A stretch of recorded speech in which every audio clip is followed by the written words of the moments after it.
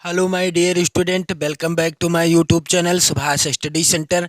जितने भी मेरे प्यारे बच्चे कक्षा 10 के विद्यार्थी हैं और 22 फरवरी 2024 को एग्ज़ाम देने वाले हैं। जी हाँ मेरे प्यारे बच्चों, जिन बच्चों को 2024 की बोर्ड परीक्षा देनी है 22 फरवरी को, जिन बच्चों का हिंदी विषय का पेपर है, उन सभी के लिए, आप सभी के लिए मैं लेकर के आ चुका हूं हिंदी विषय के 20 सबसे महत्वपूर्ण एमसीक्यू अर्थात बहुविकल्पी प्रश्न। और ये प्रश्न आपकी बोर्ड परीक्षा 2024 में 100% पूछे ही जाएंगे। तो मेरे प्यारे बच्चों, आप लोग इन प्रश्नों को कंप्लीट तैयार कर लीजिएगा। इन प्रश्नों को आप अपने नोट्स पर जरूर लिख लीजिएगा। साथ ही साथ मेरे प्यारे बच्चों, इन प्रश्नों के अतिरिक्त और भी जो वेरी वेरी इंपॉर्टेंट प्रश्न होंगे, जो आपकी बोर्ड परीक्षा 2024 के लिए सबसे ज़्यादा महत्वपूर्ण होंगे, उनको भी बताऊंगा। तो जितने भी मेरे प्यारे बच्चे कक्षा 10 के विद्यार्थी हैं, आप सभी लोग इन प्रश्नों को जरूर तैयार कर लेना। पहला प्रश्न यहाँ पर है मेरे प्यारे बच्चों, आप लोग ध्यान दीजिएगा। उपन्यास भूले बिसरे चित्र के लेखक कौन हैं? प्रश्न है, उपन्यास भूले बिसरे चित्र के लेखक कौन हैं? विकल्प इस प्रकार से हैं: वृंदावन लाल वर्मा, भगवती चरण वर्मा, यशपाल और मुंशी प्रेमचंद। तो उपन्यास भूले बिसरे चित्र के लेखक कौन हैं? इसका उत्तर हो जाएगा भगवती चरण वर्मा जी के द्वारा लिखा गया है उपन्यास भूले बिसरे चित्र। यदि प्रश्न में पूछा जाता है कि उपन्यास, यहाँ पर जो लिखा है भूले बिसरे चित्र, पूछ लिया जाए कि भूले बिसरे चित्र किस विधा पर आधारित रचना है, तो इसका उत्तर क्या होगा?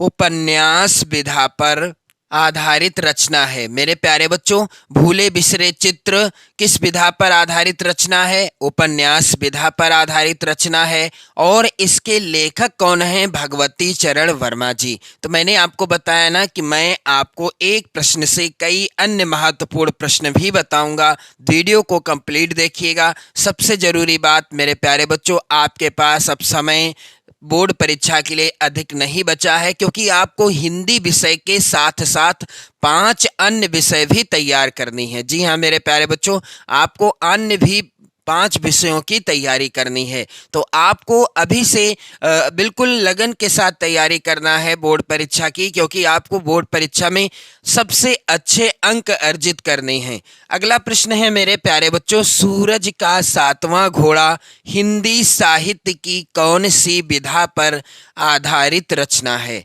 सूरज का 7वां घोड़ा हिंदी साहित्य की किस विधा पर या कौन सी विधा पर आधारित रचना है? विकल्प है: पहला उपन्यास, दूसरा है निबंध, तीसरा है डायरी और चौथा विकल्प है कविता। तो आप सभी जानते हैं कि सूरज का 7वां घोड़ा उपन्यास विधा पर आधारित रचना है। और यह रचना किसके द्वारा रचित है? धर्मवीर भारती। सूरज का 7वां घोड़ा उपन्यास विधा पर आधारित रचना है और इसके लेखक हैं धर्मवीर भारती जी। मेरे प्यारे बच्चों, अगला प्रश्न है, शुक्लोत्तर युग के प्रमुख कहानीकार कौन हैं? इला चंद्र जोशी, मोहन राकेश, विकल्प का वाखा दोनों या इनमें से कोई नहीं। मेरे प्यारे बच्चों, शुक्लोत्तर युग के प्रमुख कहानीकार इला चंद्र जोशी भी हैं और मोहन राकेश भी हैं। यानी यहाँ पर विकल्प कौन सा सही होगा? विकल्प का वाखा दोनों, ये वाला सही हो जाएगा, क्योंकि दोनों लेखक हैं, कहानीकार हैं किस युग के? शुक्लोत्तर युग के। प्रश्न संख्या 4 है मेरे प्यारे बच्चों, आधुनिक काल की समय अवधि क्या है? मैं आपको बताना चाहूंगा कि किसी न किसी युग की समय सीमा से रिलेटेड एक प्रश्न आपकी बोर्ड परीक्षा में 100% पूछा जाएगा। जैसा कि यहाँ पर आप देख भी सकते हो, आधुनिक काल की समय अवधि क्या है? तो आधुनिक काल की समय अवधि है 1843 से वर्तमान तक। आधुनिक काल हमारा 1843 यानी सन 1843 से वर्तमान तक है। अगला प्रश्न है मेरे प्यारे बच्चों, प्रश्न संख्या 5, त्याग पत्र किस विधा की रचना है? त्यागपत्र किस विधा की रचना है? क्या यह नाटक है, निबंध है, उपन्यास है या जीवनी है? तो त्यागपत्र रचना जो है यह उपन्यास विधा पर आधारित रचना है। यदि प्रश्न में पूछ लिया जाता है कि त्यागपत्र के लेखक कौन हैं, तो त्यागपत्र के लेखक हैं जैनेन्द्र कुमार। मेरे प्यारे बच्चों, त्यागपत्र जैनेन्द्र कुमार जी की रचना है और इसके लेखक मैंने आपको बता ही दिए। और यदि प्रश्न में आता है त्यागपत्र हिंदी साहित्य की किस विधा पर आधारित रचना है, तो इसका उत्तर क्या होगा? उपन्यास हो जाएगा। प्रश्न संख्या 6 है यहाँ पर, रसखान किस काल की किस शाखा के कवि हैं? विकल्प इस प्रकार से हैं मेरे प्यारे बच्चों, भक्ति काल की निर्गुण भक्ति शाखा की, भक्ति काल की सगुण भक्ति शाखा की, रीति काल की कृष्ण भक्ति शाखा की, या इनमें से कोई नहीं। तो कविवर रसखान रीति काल की कृष्ण भक्ति शाखा के कवि हैं। तीसरा विकल्प सही होगा। मेरे प्यारे बच्चों, यहाँ पर प्रश्न संख्या 7 है और आप लोग वीडियो को शेयर कर देना, लाइक कर देना। मैं आपसे एक और रिक्वेस्ट करना चाहूँगा, समझ लीजिए मैं आपसे रिक्वेस्ट ही कर रहा हूँ कि ये जो प्रश्न है ये आप अपनी नोट्स पर जरूर लिख लेना। लिखने से मेरे प्यारे बच्चों आपको आधे प्रश्न तो अच्छे से याद हो जाएंगे, हो सकता है आपको पूरे याद हो जाएं। अगला प्रश्न है, छायावादी युग के प्रमुख लेखक कौन हैं? पहला है विकल्प सूरदास, दूसरा विकल्प है तुलसीदास, तीसरा विकल्प है कबीरदास और चौथा विकल्प है जयशंकर प्रसाद। छायावादी युग के प्रमुख लेखक कौन हैं? इसका उत्तर मैं आपको एक ट्रिक के द्वारा बताऊंगा। यहाँ पर आप लोग ध्यान दीजिएगा, एक ट्रिक आपको हमेशा याद रखनी है। क्या? प्रसाद, पंत, निराला, देवी। ये ट्रिक है मेरे प्यारे बच्चों जी, इसके द्वारा आप छायावादी युग के चार प्रमुख स्तंभ लेखकों को हमेशा याद रख पाएंगे। प्रसाद से क्या होगा? जयशंकर प्रसाद होगा। क्या होगा मेरे प्यारे बच्चों? जयशंकर प्रसाद हो जाएगा। आप लोग यहाँ पर समझ जाइएगा। पंत से क्या होगा? सुमित्रा नंदन पंत। क्या हो जाएगा? सुमित्रा, यहाँ पर आप ध्यान देंगे, सुमित्रा नंदन पंत हो जाएगा। और निराला से क्या होगा मेरे प्यारे बच्चों? सूर्यकांत त्रिपाठी निराला। सूर्यकांत त्रिपाठी निराला ये हो जाएगा इसका। और देवी से क्या होगा? महादेवी वर्मा। महादेवी वर्मा हो जाएगा। तो ये ट्रिक है छायावादी युग के 4 प्रमुख लेखकों यानी कवियों को याद करने की। प्रसाद, पंत, निराला, देवी। मेरे प्यारे बच्चों, प्रसाद से जयशंकर प्रसाद, पंत से सुमित्रानंदन पंत, निराला से सूर्यकांत त्रिपाठी निराला और देवी से महादेवी वर्मा। मेरे प्यारे बच्चों, इसके बाद आप ध्यान दीजिएगा, यहाँ पर जो प्रश्न है, छायावादी युग के प्रमुख लेखक हैं कौन? जयशंकर प्रसाद। मैंने आपको बताया ना, ट्रिक याद रखेंगे आप। तो यदि जयशंकर प्रसाद विकल्प में नहीं होगा, इनमें से कोई एक कवि या लेखक का नाम होगा, तो भी आपसे गलत नहीं होगा। प्रसाद, पंत, निराला, देवी, इस ट्रिक को आप याद रखिएगा। प्रश्न संख्या 8 है, द्विवेदी युग की कालावधि क्या है? द्विवेदी युग कब से कब तक माना जाता है? तो द्विवेदी युग सन 1900 ईस्वी से 1918 और 20 दोनों विकल्प दिए होते हैं। कभी 18 लिखा होता है कहीं और कहीं 20 लिखा होता है, तो आपको कंफ्यूजन में नहीं आना है। यहाँ पर 1918 इज द राइट आंसर।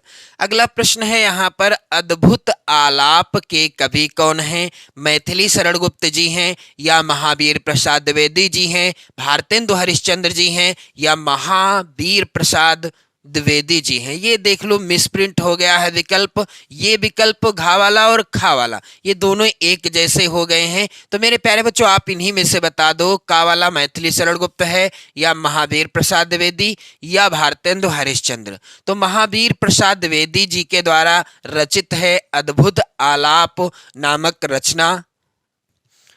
अगला प्रश्न संख्या 10 है मेरे प्यारे बच्चों, यामा के रचयिता का नाम क्या है? विकल्प पहला है मीराबाई, दूसरा है अशोक वाजपेयी, तीसरा है सुभद्रा कुमारी चौहान और चौथा है यहाँ पर महादेवी वर्मा।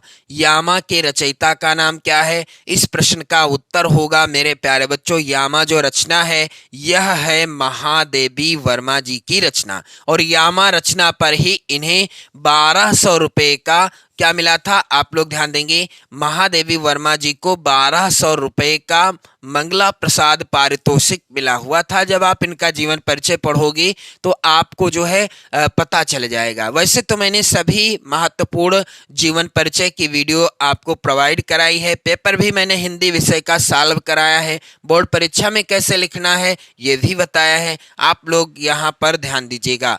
अगला प्रश्न है मेरे प्यारे बच्चों, प्रश्न संख्या 11 है, विपत्ति बटावन बंधु बाहु बिनु करो भरोसो काको में रस कौन सा है? तो यहाँ पर क्या रौद्र रस है, शांत रस है, करुण रस है या हास रस है? तो विपत्ति यानी विपत का अर्थ ही होता है दुख यानी समस्या। दुख का यानी दुख कब होता है? जब शोक होता है, यानी शोक जो है करुण रस का स्थायी भाव है। और यहाँ पर विपत यानी दुख की बात की गई है, इसलिए यहाँ पर है करुण रस। करुण रस का स्थायी भाव क्या है मेरे प्यारे बच्चों?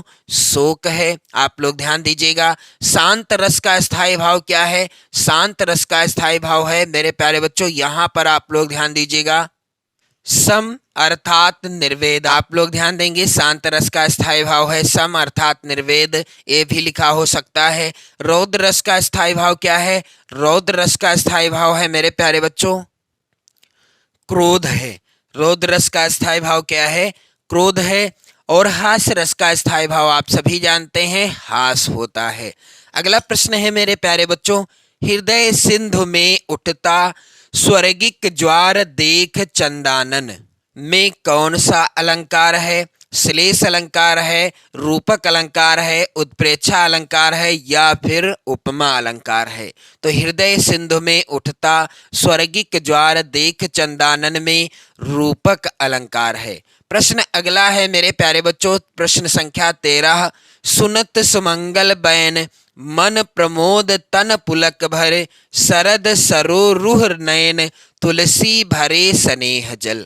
अब यहाँ पर प्रश्न क्या है कि इन पंक्तियों के दूसरे और चौथे चरण में कितनी मात्राएं हैं? यहाँ पर आप ध्यान देंगे, विकल्प इस प्रकार से, पहला 11-11, दूसरा 16-16, तीसरा 13-13 और चौथा 24-24। तो सुनत सुमंगल बैन मन प्रमोद तन पुलक भर शरद सरोरुह नयन तुलसी भरे स्नेह जल। यहाँ पर दूसरा चरण क्या है? मन प्रमोद तन पुलक भर। और चौथा चरण कौन सा है? तुलसी भरे स्नेह जल। तो इनमें कितनी मात्राएं हैं मेरे प्यारे बच्चों? यहाँ पर आप लोग ध्यान दीजिएगा, इनमें जो है कितनी कितनी मात्राएं हैं? 13-13, क्योंकि यह है सोरठा छंद का उदाहरण। ये जो है यह सोरठा छंद है। सोरठा के पहले और तीसरे चरण में, पहले और तीसरे चरण में कितनी मात्राएं होती हैं? 11-11 मात्राएं होती हैं। कितनी कितनी मेरे प्यारे बच्चों? 11-11 मात्राएं होती हैं सोरठा के कितने, कौन से चरण में? पहले और तीसरे चरण में। सोरठा के दूसरे और चौथे चरण में मात्राएं होती हैं 13-13। तो ये जो उदाहरण है सोरठा छंद का है। प्रश्न में पूछा गया है इन पंक्तियों के दूसरे और चौथे चरण में कितनी मात्राएं हैं? तो यहाँ पर उत्तर क्या हो जाएगा? 13-13, क्योंकि सोरठा छंद का लक्षण ही मैंने आपको बता दिया, यानी मेन पहचान बता दी। तो चाहे प्रश्न ऐसे आ जाए सोरठा छंद के प्रथम और तृतीय चरण में कितनी मात्राएं होती हैं? तो 11-11। अगला प्रश्न है मेरे प्यारे बच्चों, अध्यक्ष शब्द में प्रयुक्त उपसर्ग लगा है। अध्यक्ष शब्द में कौन सा उपसर्ग है? आ है, अधि है, अभि है या दीर्घ आ है? उत्तर होगा अध्यक्ष शब्द में अधि उपसर्ग लगा हुआ है मेरे प्यारे बच्चों। इसके बाद प्रश्न संख्या 15 है। यहाँ पर पंचानन का समास विग्रह क्या होगा?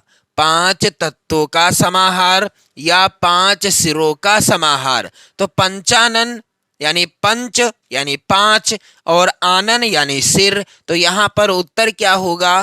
पांच सिरों का समाहार पंचानन का समास विग्रह है। प्रश्न संख्या यहाँ पर 16 है मेरे प्यारे बच्चों। सुहाग शब्द का तत्सम क्या होगा? विकल्प इस प्रकार से हैं। पहला है विकल्प स्वामी, दूसरा विकल्प है सुहागा, तीसरा है सौभाग्य, चौथा विकल्प है दुर्भाग्य। तो सुहाग शब्द का तत्सम क्या हो जाएगा? इस प्रश्न का उत्तर होगा मेरे प्यारे बच्चों सौभाग्य। सुहाग शब्द का तत्सम हो जाएगा सौभाग्य। प्रश्न संख्या 17 है। युष्माभि रूप है युष्मद शब्द का कौन सा? तृतीया विभक्ति बहुवचन, दूसरा विकल्प पंचमी विभक्ति बहुवचन, तीसरा विकल्प सप्तमी विभक्ति द्विवचन, चौथा विकल्प द्वितीया विभक्ति एक वचन। तो युष्माभि रूप है युष्मद शब्द का यहाँ पर उत्तर होगा तृतीया विभक्ति बहुवचन। प्रश्न इसके बाद आप देखोगे 18 है। निम्नलिखित में मिश्र वाक्य कौन सा है? यहाँ पर पहला है वाक्य अवनी आई और पढ़ने बैठ गई। दूसरा वाक्य है बच्चे दूध पीकर सो गए। तीसरा वाक्य है अध्यापक के सामने सब शांत रहते हैं। और चौथा वाक्य है जो झूठ बोलते हैं उन पर विश्वास मत करो। ये वाक्य कैसा वाक्य है? ये वाक्य है मिश्र वाक्य यानी मिश्रित वाक्य। जो झूठ बोलते हैं उन पर विश्वास मत करो, ये जो है मिश्रित वाक्य है। बाकी तीनों विकल्प गलत हैं। प्रश्न संख्या यहाँ पर आप देखोगे 19 है। अध्यापक द्वारा कक्षा का जायजा लिया गया। वाक्य में प्रयुक्त वाच्य क्या है? भाववाच्य है, कर्तवाच्य है, कर्मवाच्य है या कारणवाच्य है? अध्यापक द्वारा कक्षा का जायजा लिया गया, इस वाक्य में प्रयुक्त वाच्य कौन सा है? कर्मवाच्य है। यहाँ पर तीसरा वाला विकल्प सही होगा। मेरे प्यारे बच्चों, आप लोग इन सभी प्रश्नों को लिख लेंगे, तैयार करना है आपको। और मैं वादा करता हूं कि आपके हिंदी में 70 में 70 अंक दिला के रहूंगा। बस आप चैनल के साथ जुड़े रहें और जहां कहीं से भी आपको अच्छी जानकारी, अच्छे प्रश्नों का संकलन या अच्छे हिंदी विषय से संबंधित गद्यांश पद्यांश कुछ भी मिले, किसी भी चैनल से मिले, आप वहां से जरूर उसको तैयार कर लो। मैं ये नहीं कहता कि आप मेरे ही चैनल से पढ़ाई करो, आप किसी भी चैनल से पढ़ सकते हैं, मैं ये प्रतिबंध नहीं लगा रहा। बस आप अच्छे अंक आपके आने चाहिए। प्रश्न संख्या 20 है मेरे प्यारे बच्चों। यहाँ पर आप लोग ध्यान दीजिएगा। मन की कोमलता अक्सर चोट रखा जाती है में पद परिचय क्या होगा? अब यहाँ पर आप लोग ध्यान दीजिएगा। पहला विकल्प है विशेषण, गुणवाचक, स्त्रीलिंग, एक वचन, मन विशेष से। दूसरा विकल्प भाववाचक, संज्ञा, स्त्रीलिंग, एक वचन, कर्मकारक। तीसरा विकल्प जातिवाचक संज्ञा, स्त्रीलिंग, एक वचन, कर्ता कारक। और चौथा विकल्प भाववाचक संज्ञा, स्त्रीलिंग, बहुवचन, कर्ता कारक। यहाँ पर आप लोग ध्यान दीजिएगा, इसका उत्तर हो जाएगा भाववाचक संज्ञा, स्त्रीलिंग, एक वचन, कर्म कारक। तो मेरे प्यारे बच्चों, आप इन सभी प्रश्नों को नोट कर लेना और इसी तरह की वीडियो देखने के लिए आप चैनल को भी सब्सक्राइब कर लेना। पढ़ते रहो, मस्त रहो, हमेशा स्वस्थ रहो। जय हिंद।